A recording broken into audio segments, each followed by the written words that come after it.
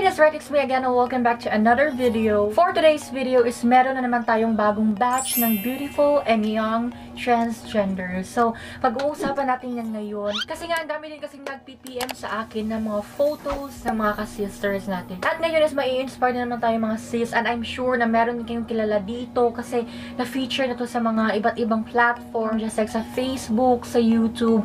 Meron din nag-viral sa TikTok. So, kilalanin natin kung sino-sino sila. So, sa mga gustong ma-inspire dyan, just keep on watching the video and let's start.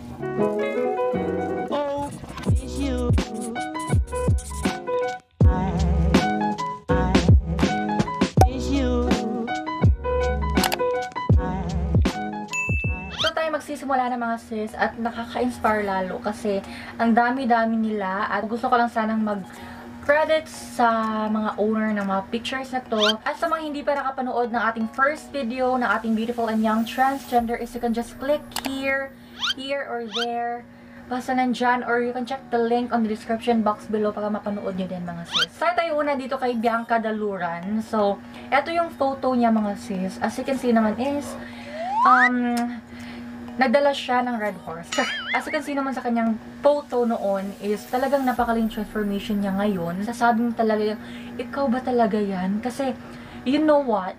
Ang arte. Kasi pag nag-transition ka at the young age is mas malali yung effect sa'yo ng hormones na tinitake mo. So, sa nakikita ko sa photo niya is medyo hindi na siya bata nung nag-transition siya. Hindi ko akalain na in fairness yung effect ng hormones na tinitake niya kasi even though she's not at the young age nung nag-transition siya, still effective pa din at ang ganda pa rin ng kanyang pag-transition sis. So, nagustuhan ko sa kanya is yung kanyang ilong, yung hugis na kanyang muka, yung kanyang braso, and also yung kanyang buhok sis. I like the color of the hair. Pangalawa na tayo mga sis, which is si Julian Sharwin Concepcion. So, talagang pag unang kita ko sa picture na to is like, oh my god. Ang okay. Talaga hindi ako makapaniwala kasi, sis, as you can see naman sa kanyang picture is, yan yung mga, yung hindi pa siya na-transition, yan yung mga mukha ng mga crush ng bayan or ang tawag mga campus crush, ganon. Since masaya siya sa pag-transition niya from being male to female is, maiintindihan naman natin yun, di ba? Kasi kung saan tayo masaya is, dun talaga tayo. Just like me, masaya ako sa kung ano ako ngayon, sa kung ano yung tinatahak kong buhay. I'm blessed and I am so happy. So, wag na lang tayong magpa-apekto sa mga sasabihin ng mga ibang tao dyan. Just be yourself and go what makes you happy. Ganun lang sis.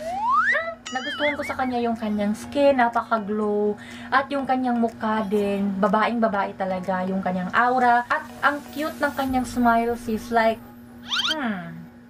Pangatlong picture na tayo mga sis, which is si Yan Almendral. So, as you can see naman sa kanyang transition, hindi lang ako makapaniwala kasi nag-check ako ng kanyang Facebook account.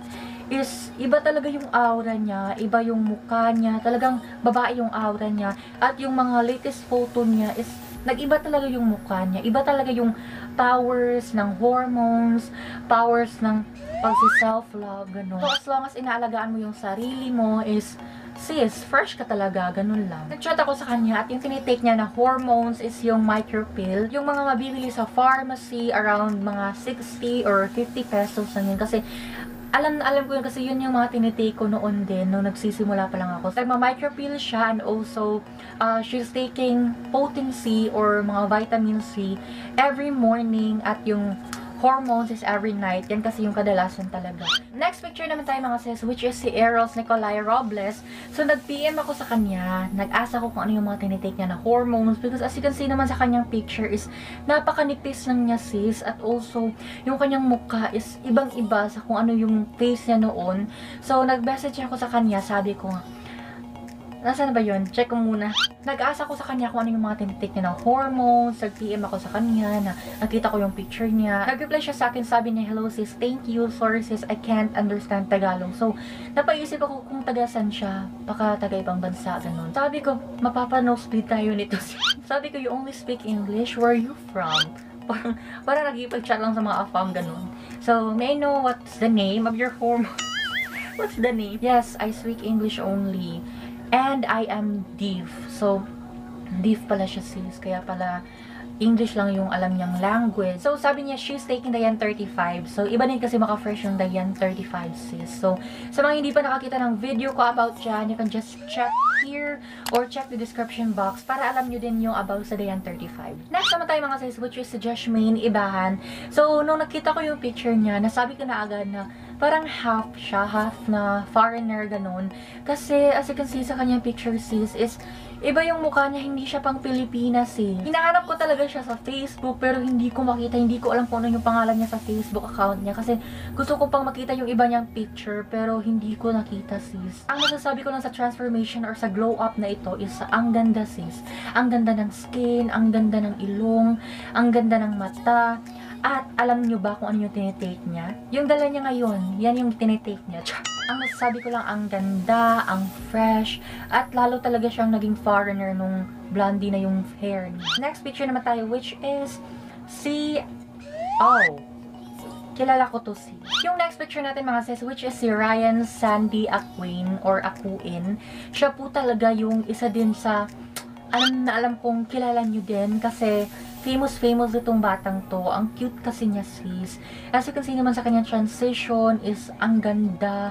Walang bukayo, sis. Meron din siyang YouTube channel na sinishare niya yung experience niya about sa pag-transition, yung kanyang skincare routine. Kasi noon talaga marami din siyang mga pimples and acne. At alam nyo ba ngayon, sis, napaka-glass skin, napakaganda ng mukha. So, you can just check her channel para alam nyo din kung ano yung mga tinitake niya. So, to cut the story short, yung alam kong tinitake niya talaga kasi na-share niya sa kanyang video is Progenova at Andropur. Yan yung tinitake niya. Pero napapansin ko, nagpo-post din siya something about effect ng pagtitake niya ng hormones. Specifically yung Andropur kasi is nakaka-hair fall siya, sis. Naglalagas yung mga buhok mo. So, that is something na alarming talaga kasi ang daming nalalagas, sis. So, parang hindi na siya nagtitake nun. So, nagtatanong ako kung ano yung tinitake niya ngayon. And she's taking Marvelon pills or yung mabibili din sa pharmacy na mga contraceptive pills. So, yan po is around mga 80 pesos. Naalala ko pa yan noon kasi nakabili ako one time. Gusto ko tong batang to kasi napaka-humble, napakabait din. Yung aura, ang ganda ng muka. Lahat-lahat na, sis. Napaka-soft. Next picture naman tayo mga sis, which is si Amdan Manigid. Oh my God. Ayoko na. Apaka-soft, walang bukayo, kahit 1%, hindi mo talaga makikilala or hindi mo talaga akalain na she's transgender. Ang dami din yung mga poser kasi ang ganda niya, sis. So, yung mga poser na yan, sis, huwag niyong gamitin yung mga picture ng ibang tao kasi maluloko niyo kasi yung mga ka-chat niyo at mai-inlove, ganon. Ay, na-experience mo, sis? Kasi kasi naman ang ganda ng muka, ang ganda ng katawan, talagang saktong-sakto yung katawan niya, sis. Hindi naman siya payat, hindi din siya mataba. Ang saktong-sakto lang na ma-i-love talaga yung mga boys, sis. Talagang may naisip ako. Kalad ka rin si Amdan Char. Ang ganda kasi. Ano ba yan? Parang mahihirapan tayong i-achieve yung ganitong freshness, sis. TikToker, sis. Pag babae, ano ba yan? Nakakainis. Baka makapiright tayo, sis. Masasabi ko lang, ang ganda mo, sis. Ang perfect mo, Amdan. Next picture natin is si Poch Parco de la Cuesta. As you can see sa kanyang transformation is ang ganda, ang morena, ganun. Morena girl lang, at yung face niya, babaeng babae, yung kanyang smile, ang ganda ng mata niya. Singkit ba siya? Totoo, chinita girl, ganun. At may baby hair pa siya, ang cute. Ang cute ng mga baby hair niya dito, oh. So, sa mga nagbabalak dyan na magka-baby hair is, meron tayong paparating na product. So, abangan niyo yan, mga sis. Next picture naman tayo, mga sis, which is si Lian Garcia. So, ito yung transformation niya, sis. As you can see naman is, talagang nag-start siyang mag-transition nung bata pa siya. Kasi may nag-comment kasi na pwede mong i-check si Lian Marie Garcia kasi ka-level din ni Luis Santos. So, nung chinek ko, sis, hindi talaga ako nasisisi kasi ang ganda. Ang ganda, ang nipis. Batang-bata, very fresh, ganon. Di ba, ito yung ibang mga pictures niya, ang nipis. At ang puti, ang ganda ng skin. At yung Facebook account niya, yung featured photo niya is yung hindi pa siya na-transition nung bata pa siya. Talagang she's very proud kung ano yung pinanggalingan niya. Talagang magiging proud naman talaga tayo, di ba? Kahit ako kung ano yung itsura ko noon is magiging proud pa rin talaga ako. Kasi kung hindi ako naging ganun is hindi ko ma-motivate yung sarili ko kung paano magpaganda, kung paano magpa-fresh, ganun lang. So last picture na tayo mga sis, at ito talagang nakakagigil sis. Ang sexy, ang hot din. Siya po si Humphrey Grande, mga sis. Sa mga hindi nakakakilala sa kanya, siya po yung nag-viral sa TikTok, yung My Heart Went Up sis. Sa tingin ko, nag-start siyang mag-transition nung bata pa lang siya sis. Kaya, ang ganda niya ngayon. Napaka-nipis, napaka-soft. So, yun lang naman yung ilan sa mga pictures na sinend sa akin na ang gaganda, ang ninipis. Talagang walang mga bukayo, sis. Dapat ma-achieve natin yung ganyang glow, sis. So, let's start now. Iinom na pala tayo ng maraming tubig at saka dasal. Sabi kasi nila yun yung gamot talaga para maging fresh, ganon. Diyan natatapos yung video natin today. Sana na-inspired kayong lahat. And also, if meron kayong kilala sa mga na-feature ko, is don't forget to add a comment on the comment box below. At kung gusto niyo yung mga HRT update, mga pampa-fresh, you can like this video, click subscribe and the bell button para ma-update ka sa ating future video. You can also share this to your friends. Kung may mga kakilala din na nag-transition from being male to female, is you can add or follow me on my social media account. It's Mariela Pitan on Facebook at Mariela Pitan on Instagram, and send me the picture, mga sis, para naman magawa natin on our next video. So, yes, that's right. That's the end of our video. Thank you so much for watching our video today. Sana na-inspire kayong lahat.